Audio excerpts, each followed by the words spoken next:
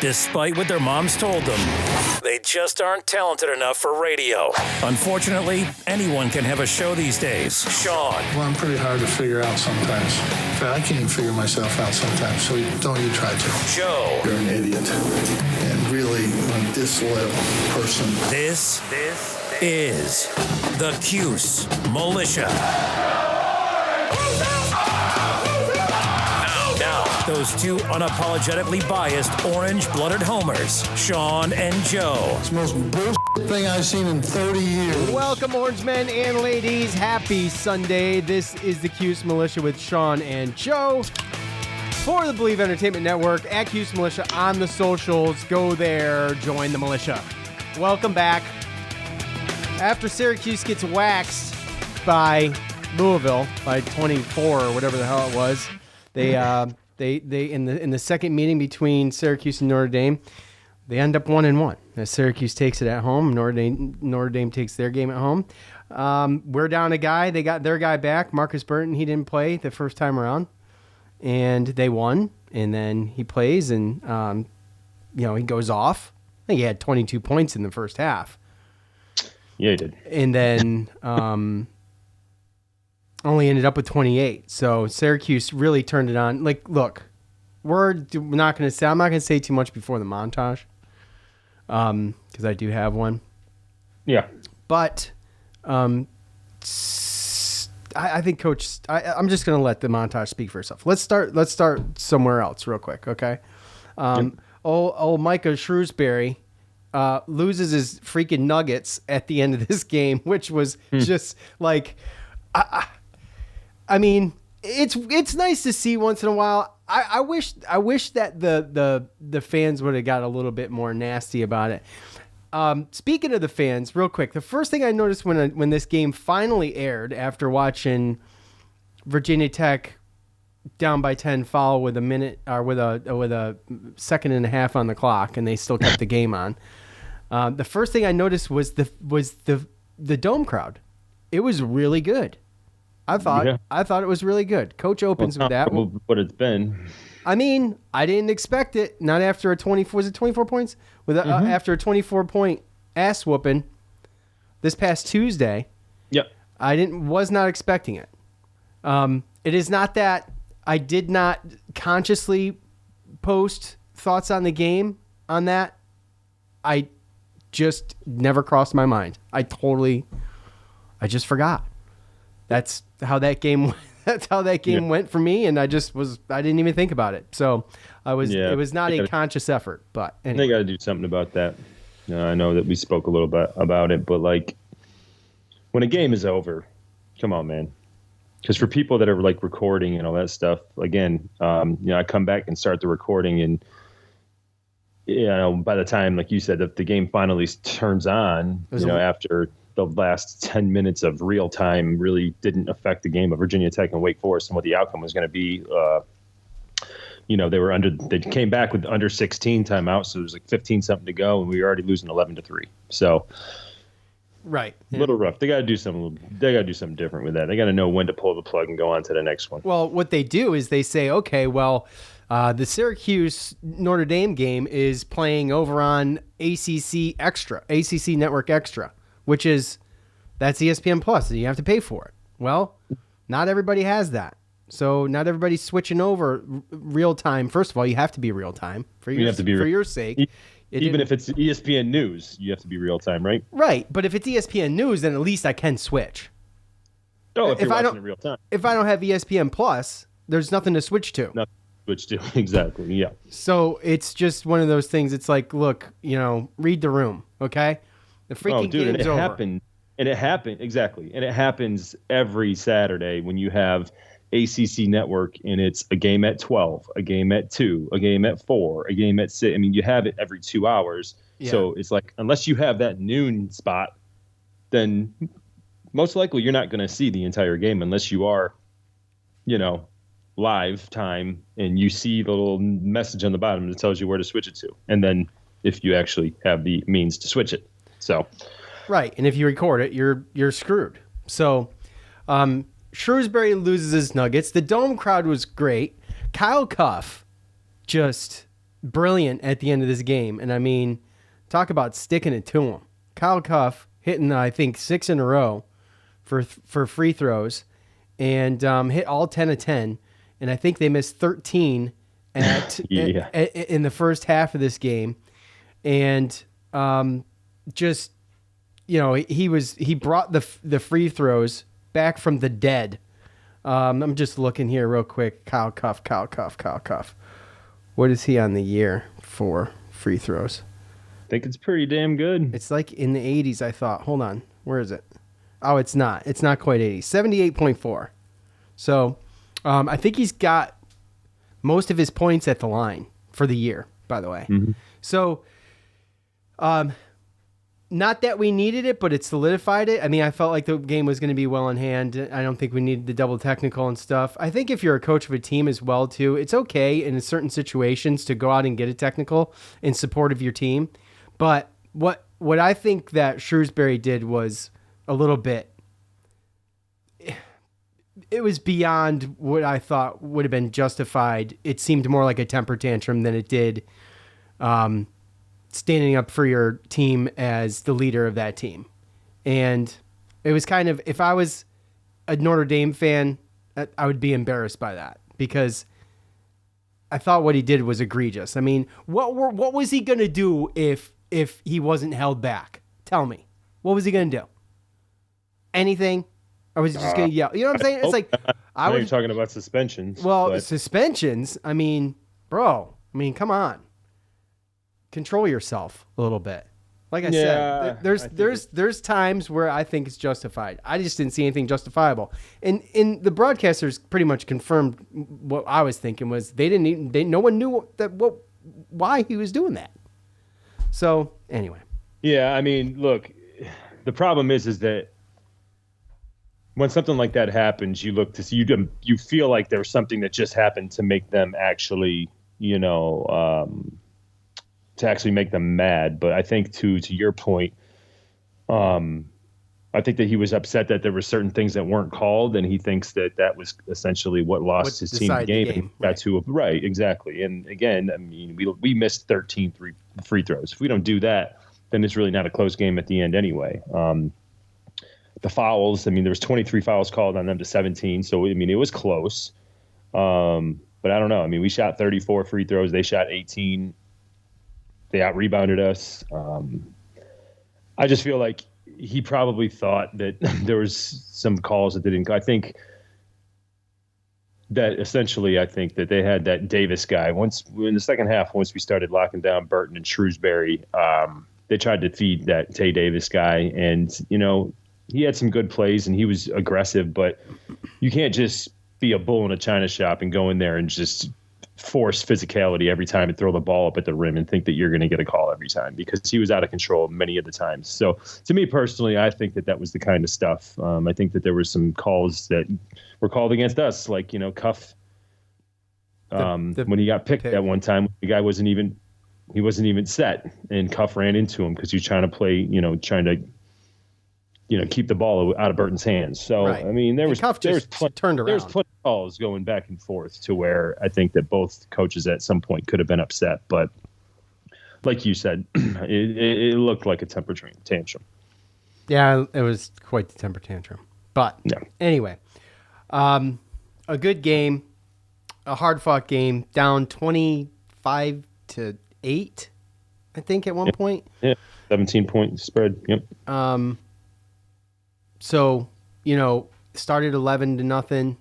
I think Jared Davis hit the three. I only know that from reading the bottom of the ESPN, but they were updating somewhat. Or no, where I got that? Twitter. I got that from Twitter, because that's what I did. I went to Twitter to get play-by-play from the Syracuse community that was there. So, anyways, yeah. It's to not only come back, but to actually close it out was impressive. And I mean, not only that, but our largest lead was 8 points, and they started off 11-0. So, I mean, not only did we come back from 17, but at some point we took an 8-point lead, and like you said, to close it out, even after missing all those free throws, It's pretty impressive. Yeah, I mean, a huge effort by Cuff and his free throws. I mean, obviously, J.J. Starling with a team high 21 points, and Eddie Lampkin another double-double. And I know he catches a lot of shade for his play, but he was very physical, and the energy level was high. Yeah, he's active. I mean, he had 4 assists, 3 steals, 2 blocks with no turnovers. I mean, we already know he's pretty much a low double-double, 13 points, 11 rebounds around that. Yeah, we know that he's going to probably get us that, but the other stuff with no turnovers is pretty impressive. Yeah, you just got to keep, it's like, what we always talk is just the consistency. Like, you come out, you play a good game, you play a Louisville, you get your asses handed to you. J.J. Starling with not a great game that night. And then you come back and you beat a Notre Dame team. Well, now you got to go to South Carolina and you got to face a pretty strong Clemson team. And what's that going to look like? So we're going to talk about those next 2 games coming up here a little later. So Clemson and Pitt. Yeah, but either way, again, coming back from that Louisville loss, we knew that Boston College and Georgia Tech were close to the bottom of the barrel. I feel like Notre Dame, even though the schedule is comparable and everything like that, or the record is comparable, they look like a different team with Marcus Burton in there finally healthy, and even seeing the way that they were hitting shots against Duke, and they played Duke close. I was really worried about this game, and then throw on top the fact of how they started. So. How about Miami? Just getting. I mean, we got to mention it because it was 117-74. Yeah, it was a 43-point win. It was pretty. Yeah. I mean, okay, when you think you got it bad, try it 60-26 first half. Yeah, I saw that halftime score. 34-point lead at halftime. Oh my gosh, dude. They're so bad. Yeah, and because SMU they were home. SMU was on the road. That's right, dude. And here's the thing. When I looked at that, I saw SMU was only a 5.5-point favorite. Golly. And I was like, what do they know that I don't? Yeah. Because I feel like SMU is about to smoke this team. They smoked them. And then they stomped on it. The crowd there, very non-existent in Miami for that game. I mean, it usually isn't for basketball anyway, unless they're really good. But they've been good, though. You and I have had this. You've made that point, and I've made the point back. We've said this. But yes. They've been good. The past few years, they've been good. They've been very competitive. They've been good. I want to say they made a Final Four in the past couple of years. Last year. That was last year. That was with Homeboy. Right? Yes. It was last. Yes. Yeah, dude. Yeah, I'm telling you. Check it. I'm almost positive that was last year. Are you checking it? You check that, and we're going to hear from Coach. So let's go ahead and take a listen and see what Coach had to say following the win. I want to start off again and just really thanking the community and the fans that came out today. They showed up, they were loud, they made a difference, and I can't thank them enough. Our guys can't thank them enough, and they just appreciate all the guys that just came out this afternoon, and stayed with us, and cheered us back. And we need that. That's what that's what makes this place special. All right, and the consistency and the commitment to no matter what, they came and showed out, and I just appreciate that so much. In the game, I just thought, we showed a lot of heart.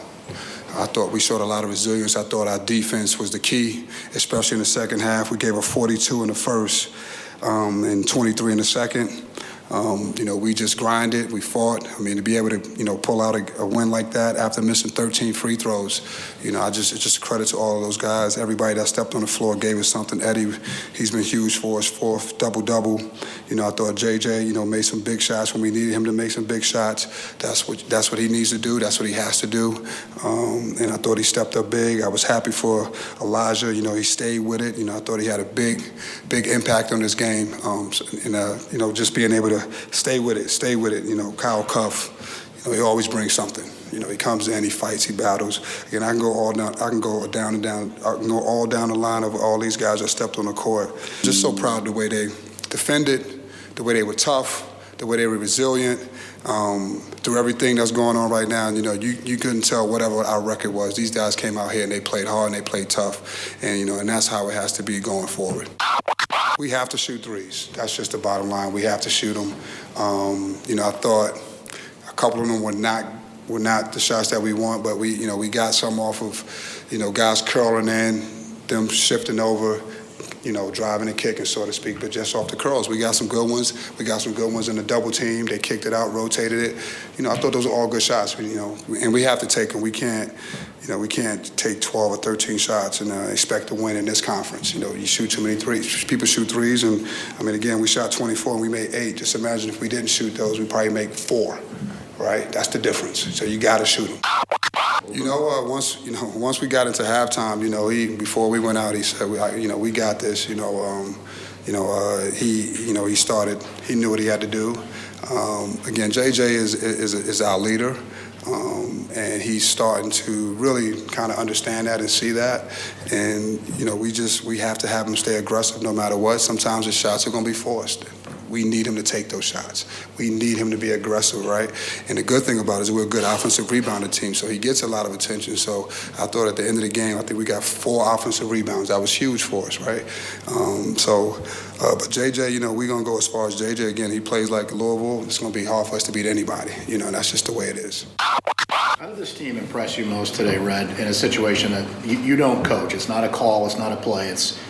Was it how they played? Was it their resolve? What's the thing that really stands out to you? I think their toughness, man. I think they defended. At the end of the day, that was, nothing else speaks louder than what, offensively our numbers are not great today.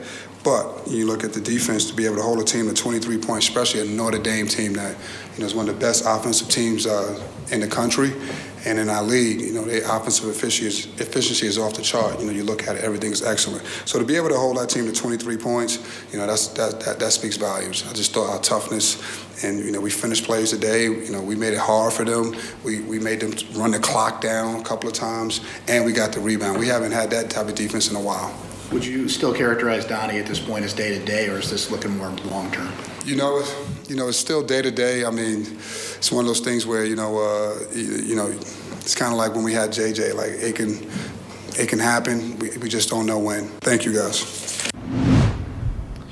All right, so just real quick, as I was going to talk about before the montage, just how tough this team played in the second half. When you play the way they played in the first half and you're down by 17 and things are getting super ugly, and then you end up coming back and actually bringing this thing back to about 9 or 10, I think, at halftime.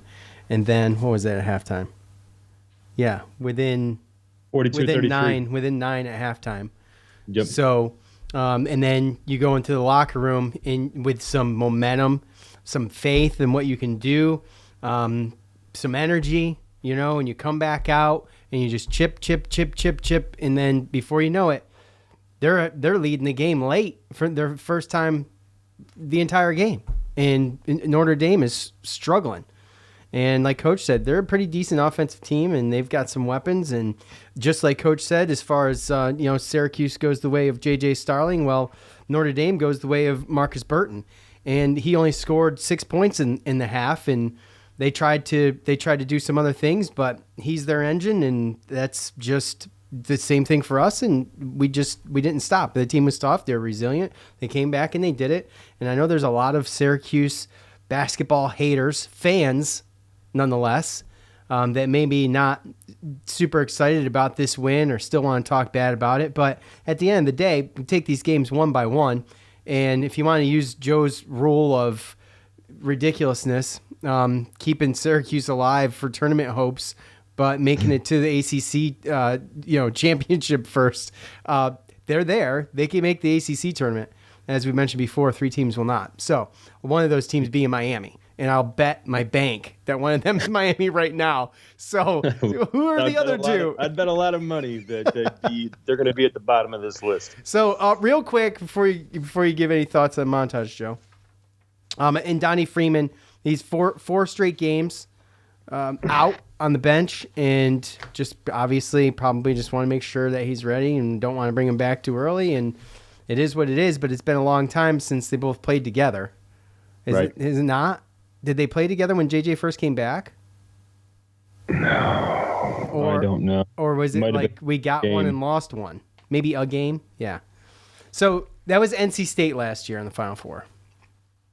I think it was the Florida State game. I think Florida State was the game JJ came back, and I think that was the last one that Donnie played. Okay. Back to the Miami Final Four thing. When was the last year? It wasn't last year. I looked too. No, it was the 2023, the year before. Okay. All right. Yep. All right. I mean, they were still Recent good enough. last year. They were still good, but they had homeboy there that they paid $800,000 to, and Coach Boeheim said that they bought their team, and then all hell broke loose. Like they didn't buy their team, but they did buy their team. Nigel Pack, right? Is that his name? Yep. Yeah. Yep. Okay. All right. Joe, thoughts on the comeback in the second half. I mean, obviously that's what I get out of this thing. Like they've if they can continue with consistency to play this way, then they're gonna be a decent middle of the ACC team. And some of the embarrassing things that have happened are probably gonna happen again.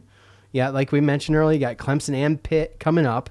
They played yesterday. They went to overtime, 78-75. Clemson pulls off the win. Those are two extremely strong teams, really strong teams in the ACC. And I'm shocked that they're not ranked, that one of them's not ranked. So I think Clemson was ranked at one point, and then I think they lost. So was Pittsburgh. So, okay. Well, okay. So, anyways, I feel like they're really good, and they should be back up there. But either way, those are our next two games. They just played each other. Clemson come out on top in overtime. Consistency, Joe. Toughness and consistency. That's what this team needs, and they need Donnie Freeman back. They need to be healthy. Well, yeah. I mean, to me, obviously, I think Jair Davis has stepped up, and he's been a decent role player, but I don't think that he can offer exactly the same things, obviously that Donnie Freeman can. But between him and Mistorovic, I feel like they've settled in pretty good. And realistically to me, obviously it's the energy, right? Like that was obviously the best energy on defense, energy game that we've had. And you can even probably throw the fans in there as well. The bench fans as well. Loud. Yeah, fans were loud yesterday. I was like, they made me super proud yesterday. Right. Good. Yep. And to be perfectly honest with you, that game kind of, I don't want to say that it's like erased everything but yesterday, I started off the game again. I just saw it at 11-3, and then they just went on that run and they were down 17. And I was just watching it just like I basically watched every other game this year, just low emotion.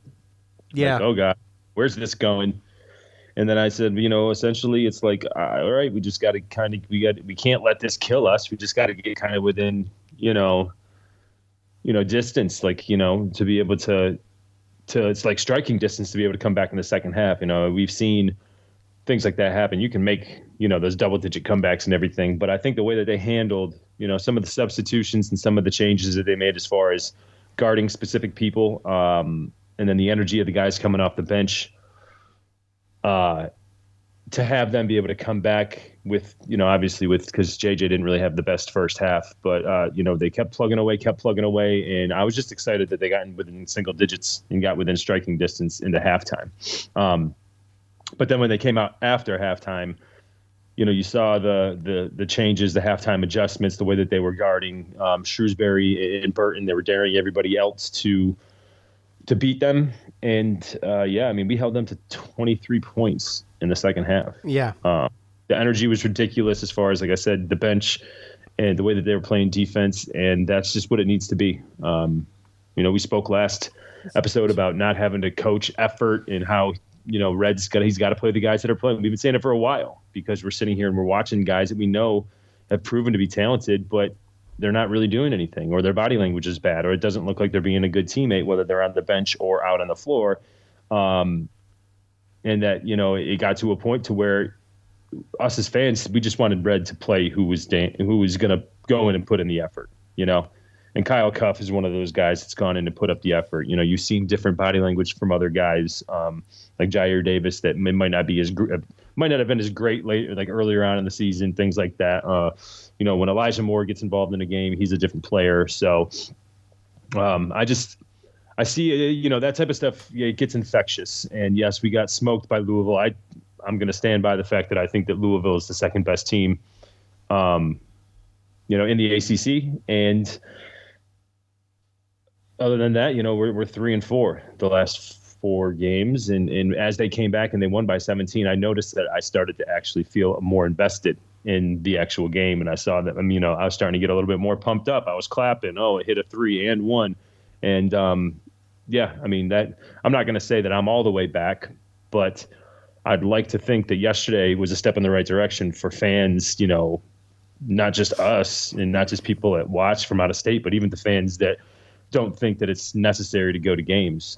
You know, you spoke about the crowd. The crowd was one of the better crowds this year, and they were into it, and our team was as well. So I'm not saying they're all the way back, and it doesn't mean that they're going to go out and beat every team, but you know, I loved the energy, and it just looked like it was a really, really big step in the right direction for this team. There was a sequence late in the second half when they were kind of battling back and forth, and where Syracuse, I think, grabbed 4 offensive boards. Mm-hmm.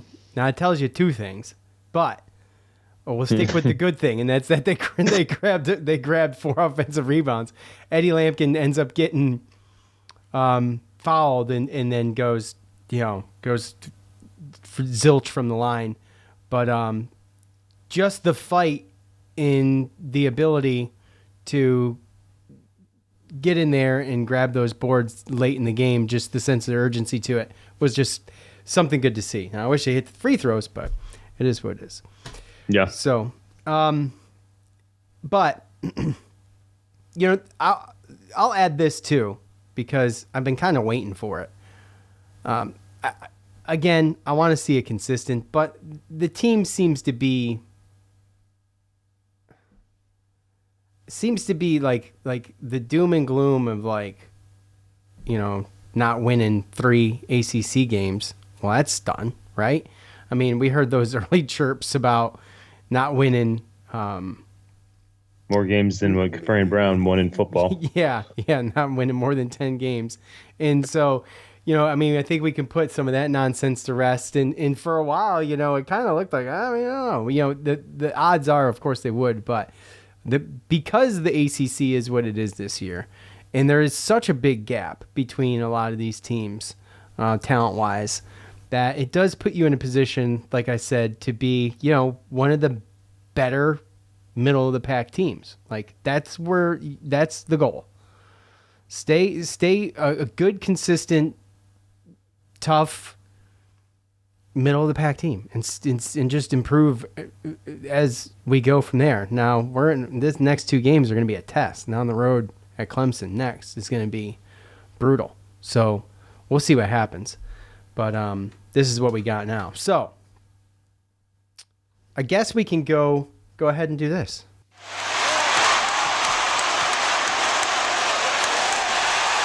It's time to hear from you, the loudmouths from the Loud House. All right, it's that time. We ask for your thoughts on the game. You give them here. Not very popular. And I only got 7 comments on Twitter. So I don't know what you got, Joe, but Twitter was no bueno. 6. Wow. Okay. I got 6, and they're not great. So again, okay. Well, again, on what?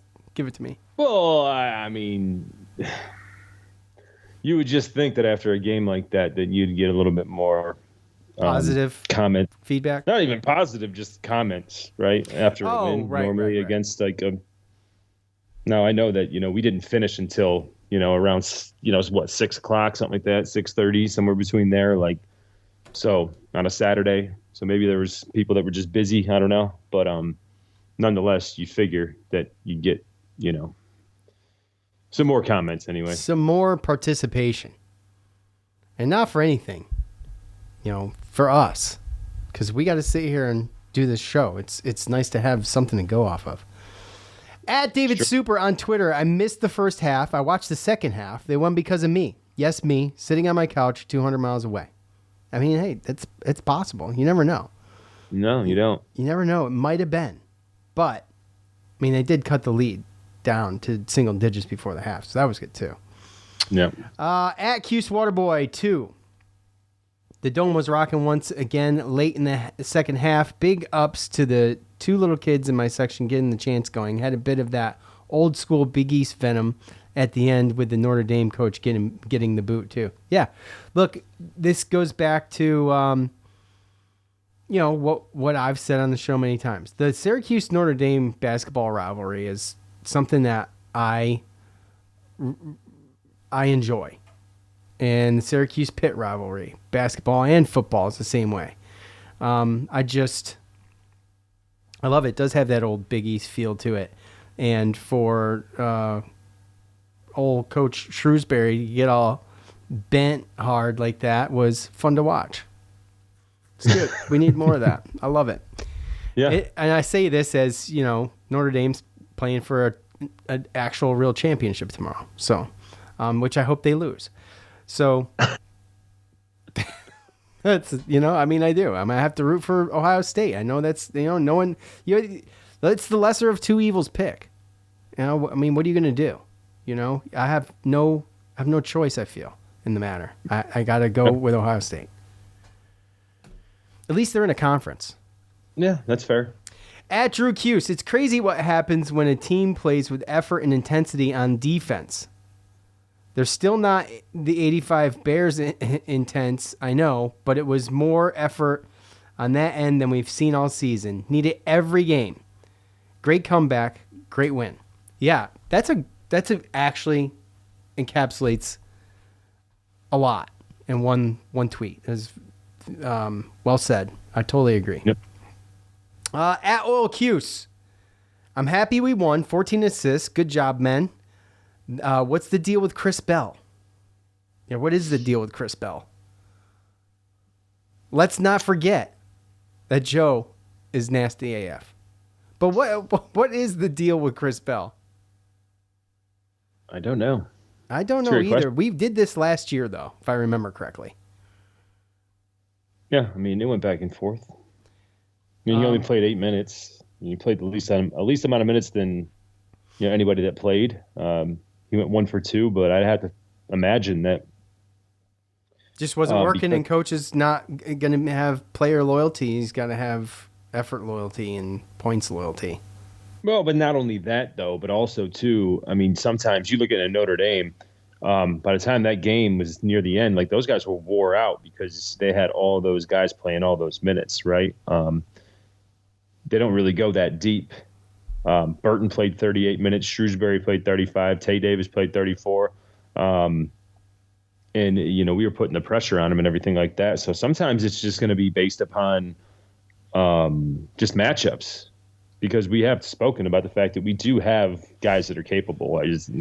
Big word, like you brought up a couple times, consistency, right? But, Elijah Moore, he comes out in the second half and ends up scoring 8 points. I know he missed, he's 1 of 6 from the 3-point line, but he has been scoreless. I think the announcer said the last 6, 7, 8 games or something like that. So, again, it's consistency and it's matchups. And if you're not going to go out there and you're not going to put in the effort in defense, or if it's just not a good matchup, then, so sometimes you're going to sit out. Look at all the minutes Jair Davis is putting in. And when Donnie Freeman comes back, his minutes are going to probably go down, but he's going to still be expected to come off the bench and still put in the effort that they've been, putting in. So once the whole team can get there, then that's really where I think that you're going to see, the best of this team is when they actually understand that it's not personal if you only play 8 minutes against a team that you might not match up well against, but you still got to put in the effort, and everyone's got to be ready to go when your number's called. So you can say what you want to say, and I know that there's been speculation. I don't know if you saw it, but there was a team photo in the locker room of the win, and there's all this speculation because the only player that wasn't in it was Chris Bell, Mm-hmm. and somebody was saying something about him and Kyle Cuff getting into it. I don't know if it was on the court or off the court during a timeout, but Again, he's kind of been like this, and he's gone up and down and had slumps his whole career here at Syracuse. At JF Lask 24. Obviously, we are still terrible, but definitely a feel-good win. At Pam Ryman, to wrap this up on Twitter, finally some heart and emotion shown. It's more so the energy, and like Coach says, that's why I saved it, because he put it perfect. I mean, the toughness of this team yesterday to not get in their own head about being down by 17 two different times, minutes apart, was something that I thought showed me something. So I'm not going to get all high on the Syracuse basketball supply, but they won a game. They won a game. They did it in dramatic fashion. They did not play a full game, but they completed a comeback, and not just caught up, but actually completed the comeback. These slow starts, it's got to stop. You got to stop putting yourself in a hole. I feel like they're constantly putting themselves in a hole. I mean, we deal with this every game, I feel like. And that's one of those things that's kind of plagued Syracuse sports. And I just feel like they need to do better coming out of the gate. If they were to come out of the gate with as much energy as they finished up the second half with, then, when I talked about those 4 offensive rebounds late in the second half, that kind of energy, you start the game with that kind of energy, then this whole thing is a whole lot easier to get a W. So, but what do you got for Facebook, Joe? Yeah, we can probably roll through this pretty fast, but let's see. Bob maybe or Mubby, I don't know. Wish these guys would follow their shots. That's all he says. So I mean, they're trying. Sometimes you get a weird bounce. I mean, yes, but a lot of times you see a shot go up and there's and not too many. Backing up. Yeah, but at the end of the day, too, if you follow your shots and you don't get the rebound, then you're going to allow the fast break point, right? So, yeah. I mean, I think the biggest thing there is, pick and shoot your spots when you're trying to get the offensive rebound. Everyone can't just go for their offensive rebounds, because if you do that, then that just opens up opportunities for fast break points. So, I mean, I get what he's saying. There are some times where you watch and you're like, man, if that dude would have followed his shot and went right out, then he might have got the rebound. But if he does and he doesn't get the rebound, now his guy's down the field, right? So, sorry, court. Yeah, it'd be weird Gary playing on the field. I know. Gary Actually, Tompkins. hold on. I'm sorry. They do. They play on the field. They just put the court on top of it. On top of it, yeah. Semantics. I get it. Thanks. You're welcome. Throw your phone there. Thanks. Gary Tompkins. Wow. They do have a heart. What was the Notre Dame's coach's problem at the end of the game? I would love details on that whole thing. I spent more time after the game trying to figure that out than I did looking at a box score or getting to YouTube to check the presser. I was so curious, because it's like you don't get an answer at the end of the game. You're like, I just want to know what happened. I just want. Yeah, well, I mean, usually they do have both coaches usually put in the presser. So maybe it was one of those things where he was so mad that he just refused. I don't know. Yeah, it looks like it did not happen. It's kind of what it's looking like, unless it's very, very delayed and getting posted. In much of the Notre Dame bloggers or the rivals or the 247s for Notre Dame, they don't talk shit about basketball. So it's tough to find out information. Oh, I mean, especially now, right? Well, considering the national championship. I mean, maybe they might have talked about it a little bit more if Notre Dame wasn't in the national championship tomorrow. But their SB Nation site doesn't even have. They don't do anything for basketball. I don't know if they have writers. They don't have writers right now, but they don't. There's nothing. Right. There's nothing there. So anyway, what else you got? Is that it? You can say that's it. No one's gonna be mad about it. No, I mean, I'm just going to roll through it right here. Chuck Allen, ugly, but needed this win. Steve Hedrick, it's a win, but I still can't figure out what this team's identity is. There you go. Well, they don't have one. JJ Starling. They kind of do. JJ Starling. Yes, like what Coach said. if we get the JJ that showed up for Louisville, then it's going to be a long season. You know what I mean? Then it's going to be tough to win that game. Now, the only thing that I worry about is, getting the capable teams like a Clemson and a Pittsburgh to kind of mimic the defense that Louisville used against JJ. And, now they got the damn recipe. So, we're going to have to continue to change stuff up. Obviously, even yesterday, I think they kind of did that.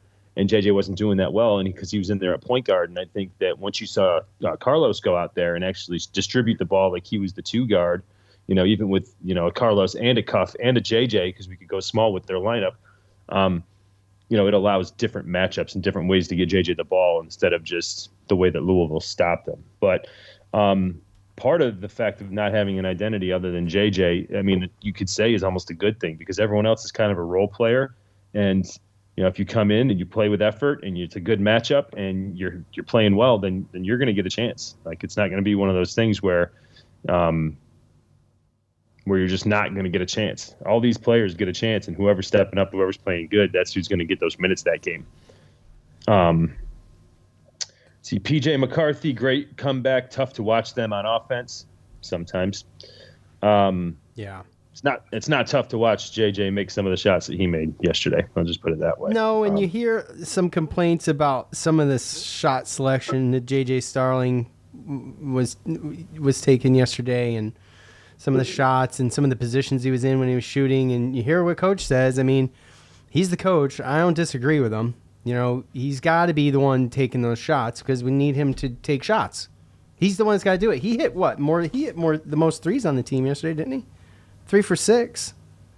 So I mean, 3 for 8. I'm sorry, I don't have my readers on. 8's 6. So it looks the same. But I mean, at the same time, we also had 5 other players hit threes, which means that we have capable players, and that number could be better than 8 out of 24. Well, I was just going to say 33% is terrible, but like Coach said, it's not terrible, but it's not great. Let's put it well. that way. You're right. I mean, it's not terrible. It's not, I mean, I look for something in the 40s to be pretty good, like to be really good. No, that's how I look at it. I mean, 30s as an individual player, like on the season, isn't bad. But I feel like as a team, I don't know. You're right though. And basically, the last one, Patrick O'Hearn, Facebook sucks. That's Captain Pat. That's what I got. Okay, well, great. Why don't you get this? Why don't you tell us about Chase Hunter and Ian Shefflin? And Jaden Zachary, the transfer from Boston College. Yeah. Oh, okay. And yeah, all right. I wasn't familiar with that. I haven't watched a single Clemson game all year. I'm gonna be honest with you. I haven't watched many other teams play other than Syracuse, and I watched some stuff yesterday because I was being lazy. But I have other things to do right now, and sitting down and just soaking up basketball all day, unfortunately, is not one of them. Yeah. Well, Clemson, they're 15-4. They're 7-1 in the ACC. Their only loss being to a game against Louisville, which again we've kind of, Louisville beat them by 10 too. Just to throw that out there, just for anybody who might think that Louisville's a little bit of a fluke. I think they're for real. But that's really the difficult part, right? Is the Chase Hunter, Shefflin. We dealt with them last year. Jaden Zachary, the other guard coming, so that's their 1 and their 2. Jaden Zachary, he played point guard for Boston College the last couple of years. He's playing point guard this year with Clemson, with Chase Hunter being the 2 guard, and obviously Shefflin being one of their main guys down low. Those are really their main 3 guys, and I mean they're good, and they all pretty much average 33, 34 minutes a game. They're the only 3 players that average double digits as far as scoring goes. Chauncey Wiggins and Dylan Hunter both coming back. They play decent minutes, and they have a 6'11", 245-pound center, Victor Locken, that transferred from Cincinnati, and he's right around, 9.9 points, so basically 10 points, 6 rebounds a game. But again, doesn't look like they go very deep. It's just, their starting 5 is really good. So it's going to be a tough game, especially considering that it's down in Clemson as well. So They actually just had a really good game. I don't know if you watched that game yesterday between Clemson and Pittsburgh, but really good game. I watched Clemson, some of it. Yeah, it was. I think was it Pittsburgh? Actually, I think Clemson had a pretty big lead earlier on. Pittsburgh stormed back. I think it ended up going into overtime. Yeah, it did. They won by 3. And Clemson won by 3 at Pittsburgh. So again, 15-4. Wouldn't be surprised if that team, Clemson, isn't ranked again here shortly. I want to say they were ranked, and then they played Louisville. They lost, and then they just haven't been ranked since. But Louisville and Clemson, I think, could both be ranked. Like, it's crazy. Yeah, they're probably not far from it, to be perfectly honest with you. And obviously, we know that this is a quad 1 game for us, going on the road to a Clemson team that is currently 31st in the net. So, yeah, in Syracuse, just so you're wondering, it was like 159 to 155, I believe, was the move that was made yesterday. 159 to 155. So, nowhere to be seen. Can't even see that with binoculars right now. So, yeah. And again, I mean, a lot of it looks like, I mean, it would be a different kind of story, and we'd be talking a little bit different I believe if we had JJ, and I think we would have beat Notre Dame. I think that we would have beat Georgetown. I think we'd have those 2 quad 3 losses, and hopefully that that kind of goes against when you look at it, it doesn't affect them that bad because your star players out, so they are 4-2 in the quad 3, and those are those 2 games. So, but we're still 0-6 against quad 1 teams and 0-1 against quad 2. So 0-7 overall between quad 1 and 2 games. So this is definitely going to be a situation where not only Clemson is going to be in Pittsburgh's 33. Is Pittsburgh a home game for us? no. Yes, it is. Yeah. So again, you're talking, we have, quad 1 game against Clemson, then a quad 2 game. Unless Pittsburgh can jump up to above 30, then it would be a quad 2 game against Pittsburgh. So, And then you're heading to California for 2 games. Right. Which again, those are going to be big road games. So I mean, realistically, you look at it, and I don't think that the way we've been playing, Syracuse fans should probably not expect to win the next 2 games. But at the same time, I do think that we have the talent to win these games. So again, we'll see what happens. I got to see a little bit. I'm not there with you.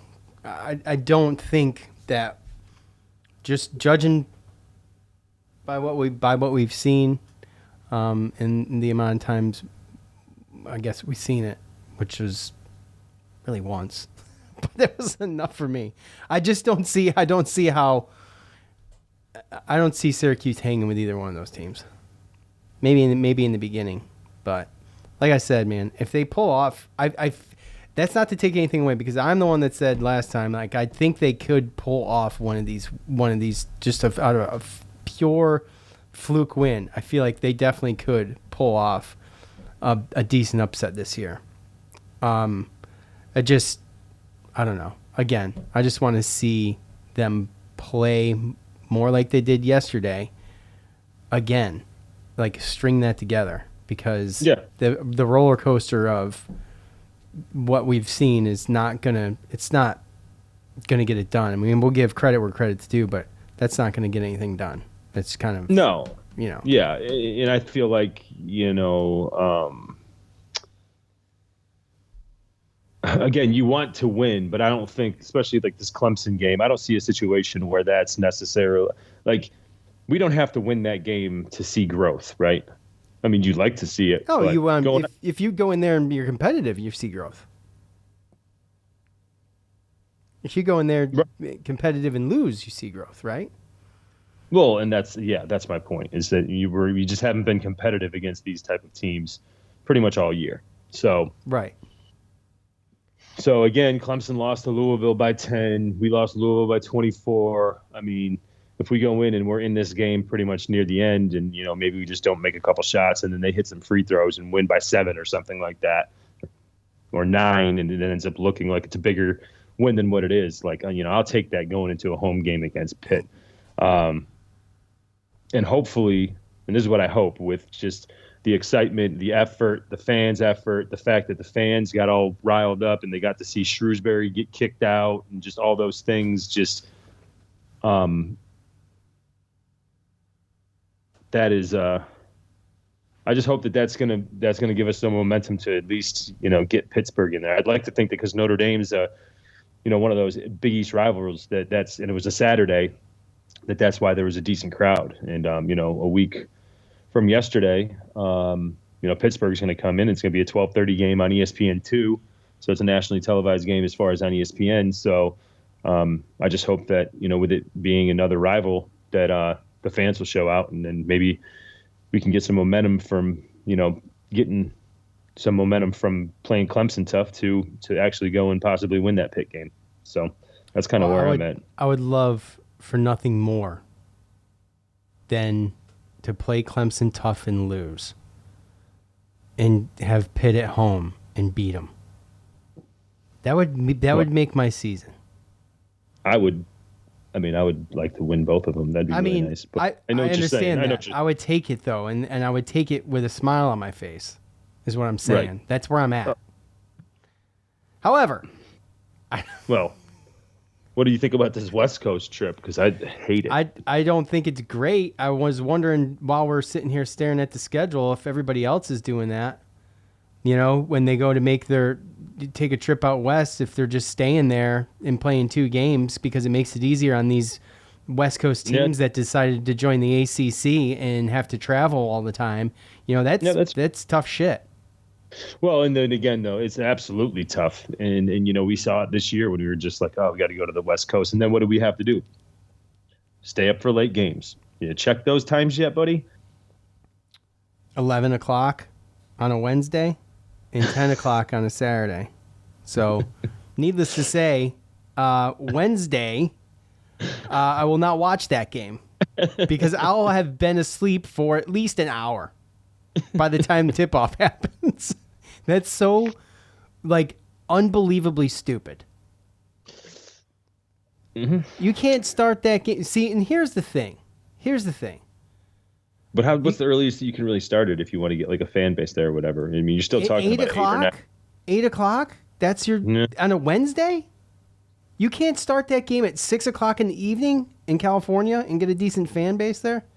That'd be 9, but yeah, I get it. It'd be 9 here, but it'd be at least reasonable. Oh, yeah. I would watch a 9 o'clock game. Yeah, sure. Yeah, absolutely. At this point, you're talking about I have to take a PTO day to stay up for that one. For real, and I just don't plan my PTO based around I need to sleep after watching a basketball game. I just don't. But it sucks too, because actually Stanford's actually not that bad. They just beat North Carolina yesterday. Yeah, they did. Yeah. North Carolina, whatever. We'll talk about that in a couple of weeks. Yeah. The West Coast trip, not exactly ideal for Syracuse. I think it would be unfair if Syracuse was the only team doing it. I think it's unfair anyway. And I understand that these teams got to travel. It's a 6-hour flight. But that's something that was taken into consideration before they joined the ACC, I'm sure. So, boo-hoo. I don't care. That's not my problem. This isn't the Pacific Coast Conference or the Pacific to Atlantic Coast Conference. It's the Atlantic Coast Conference. That's the problem. Is the Atlantic Coast Conference? We're Eastern time zone. Yeah. So why are we catering? Watch the game at 11. Yeah. We're not. This isn't Santa Clara versus Gonzaga. You know what I mean? Right. Come on. Yeah, I know. It's dumb, but a lot of things are dumb, and you know what? You just learn to live with it because there's so much stupidity that surrounds us every day that you're just like, okay, well, they finally banned red number 3. That took fucking way too long. Look, I don't even want to go down that road. All I'm saying, All Sorry. I'm saying. Sorry. I don't know. It was the first thing that came to my head. Everything's so. I get it. I know. But I mean, let's just say that when it comes to organizations and businesses and even politics in this country, the word efficient does not come to mind. So Well, they don't care because they don't have to deal with it. I don't think it's against Syracuse. I don't think they're thinking like, oh, in the back room, oh, we're going to really screw Syracuse and their fans. We're going to put this game in the West Coast at 11 o'clock, and then, no, you know what? We're going to turn around and do 2 days later. No, they care about the little later. guy and what they think. They care about how much he's going to make as much money as he can for them. That's it. 8 o'clock works for Californians, so it is what it is. Yep. But it doesn't work for us. A happy medium, you probably get higher numbers if you're talking about, eyes on the tube. So, anyway. Yep. Okay. All right, we digress. Yeah. I should have digressed probably 3 minutes ago. That is going to do it for us. Okay, we will be back here. I don't know. I'll get with Joe. We'll figure that out. But we will be back. If Syracuse beats Pitt, we'll be back here fairly quick. But we'll see. It might be another Monday, but we'll see. For Joe, I'm Sean. We're out. Peace.